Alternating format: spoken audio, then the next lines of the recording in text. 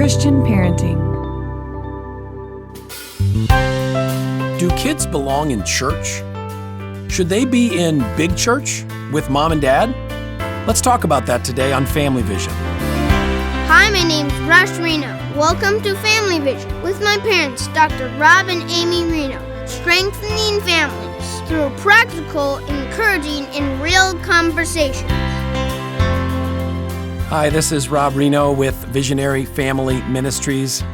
Thanks again for making time to have this conversation, and we're going to have a great one over the next 2 episodes. We're going to talk about kids in church.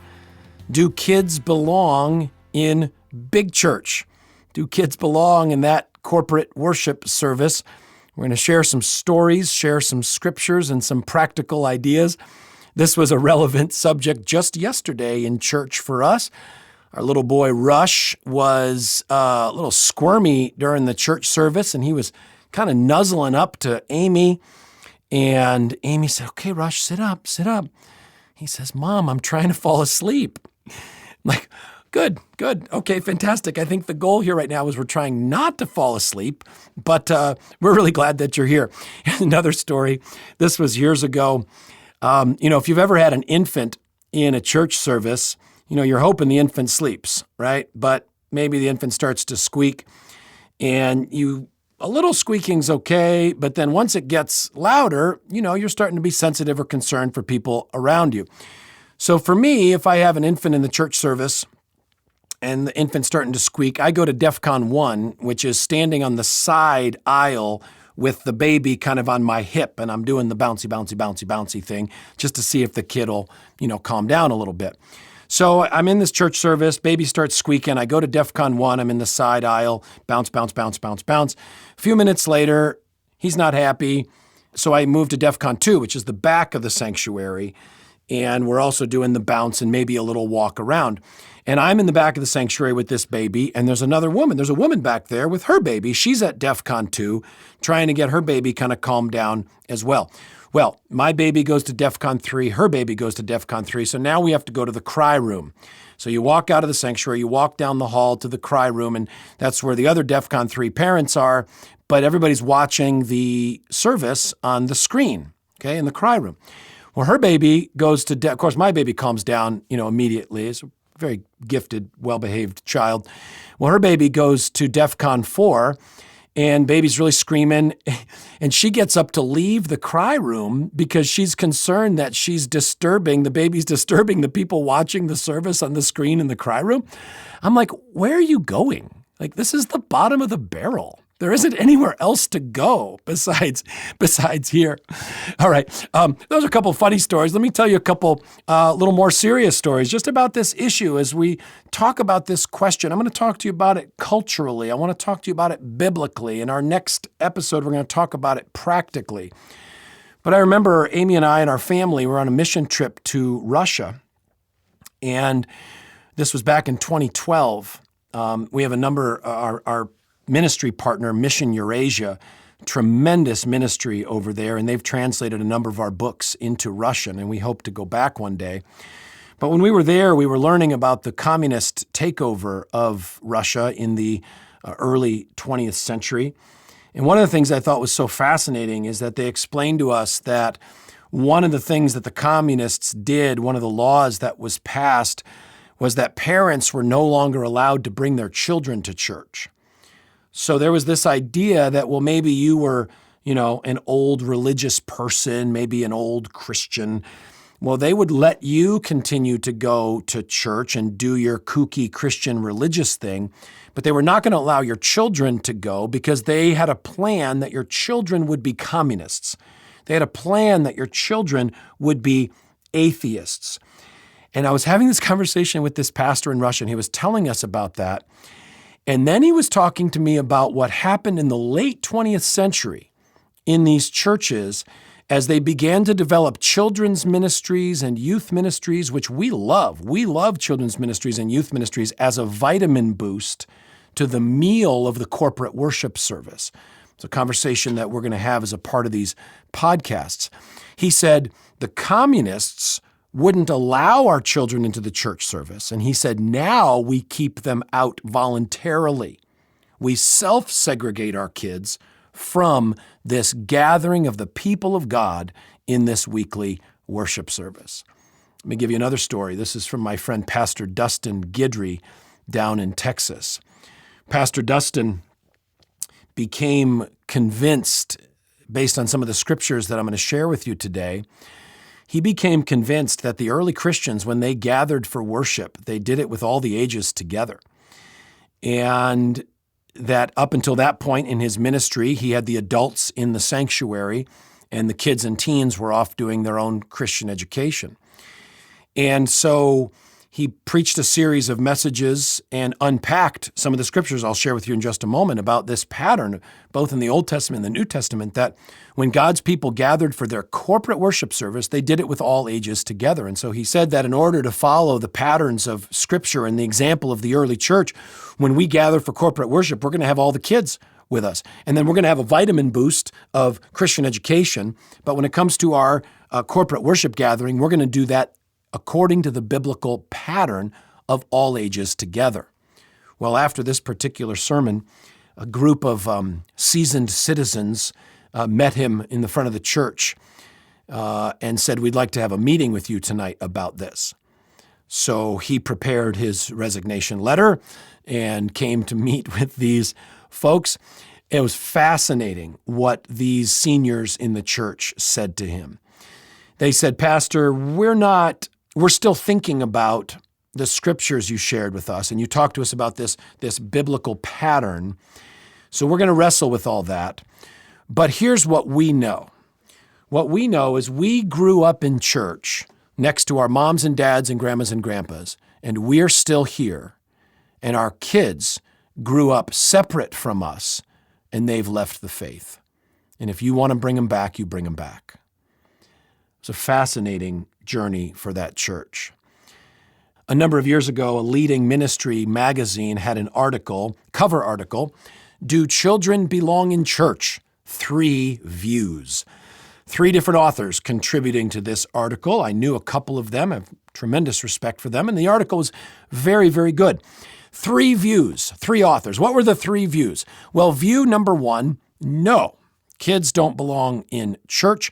They will do better with their own age-specific, age-targeted discipleship.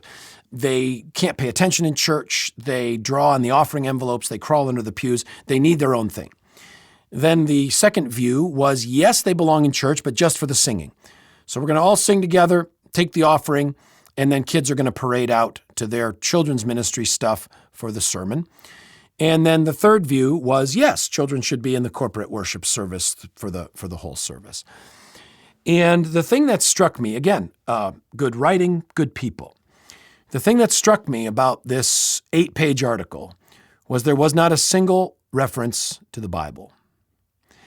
In our church, we found this works great. In our church, we found this works great. When I grew up, it really meant a lot to me that da-da-da-da-da. And it was a great example for me of what we see in so many churches today, which is making church decisions based on the spirit of pragmatism.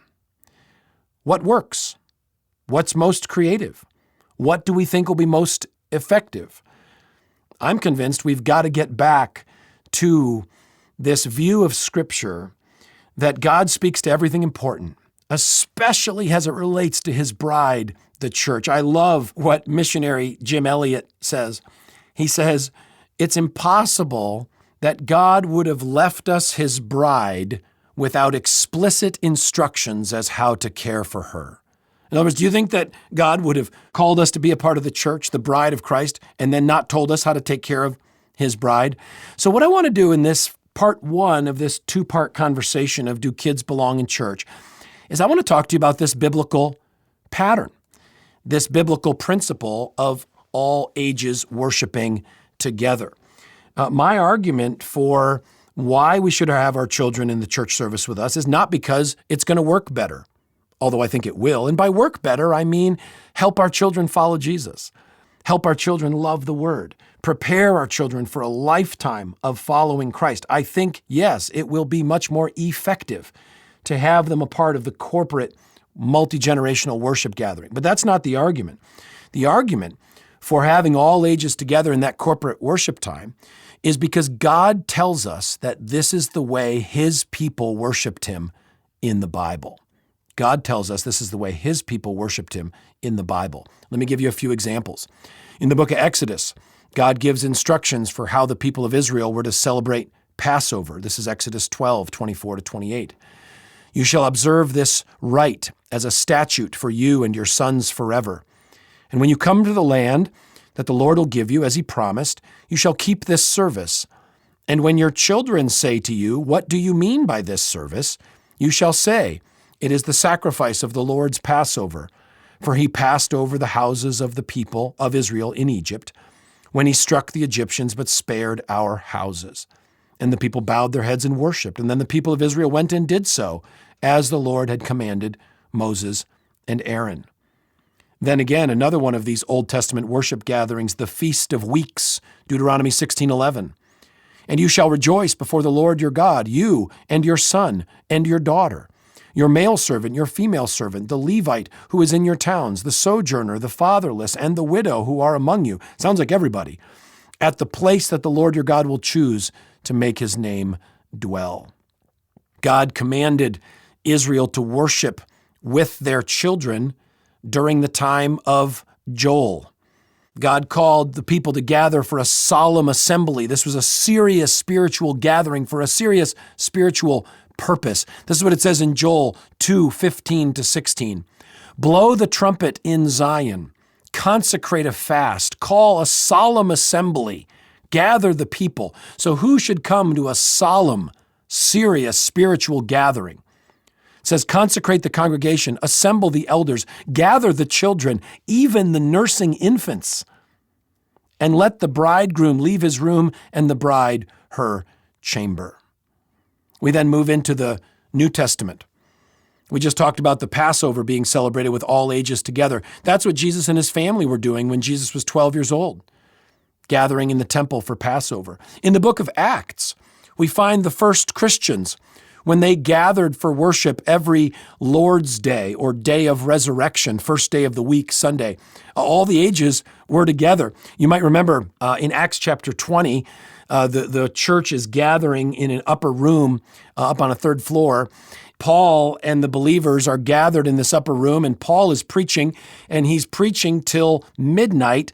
And Eutychus, this teenage boy, is sitting in the window giving nods of affirmation to the message. He's nodding off, and actually he falls asleep, and he falls out of the window, falls down, dies. Paul, this is incredibly annoying as a preacher, has to stop preaching, go down, pray for the boy to be raised from the dead, which God does, and then he goes back up, and the scripture says that he preached then till morning. Now listen, the moral of the story here is not that pastors should preach so long as to kill children.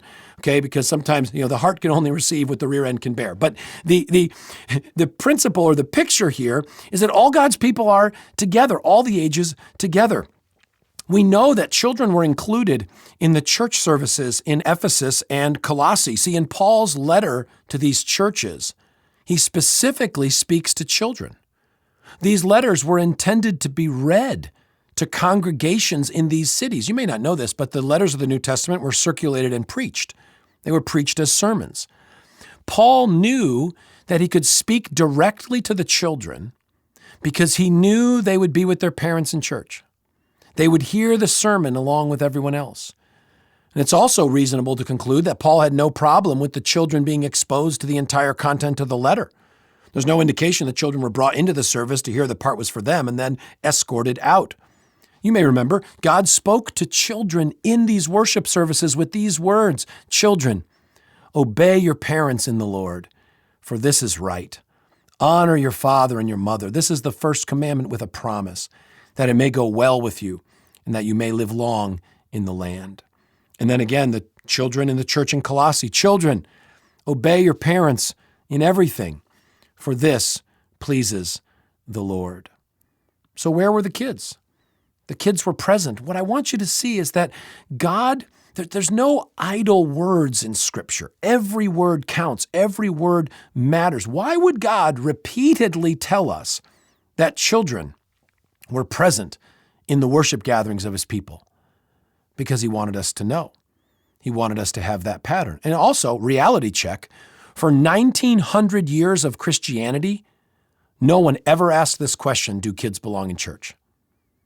For 1,900 years of Christianity, the question wasn't asked because there was a universal answer and a universal practice that beginning with the early church through the Christian centuries, children worshiped with their families in the weekly worship service. Well, we're going to talk in our next episode practically. What does this look like? You say, oh my goodness, Rob. Okay, there's a biblical pattern. And boy, you think we ought to follow the biblical pattern, but I'm not sure how this is going to go with my teenager, with my 10-year-old, with my 1-year-old. Make sure that you tune in for part 2 of this conversation, Do Children Belong in Church, on our next episode of Family Vision.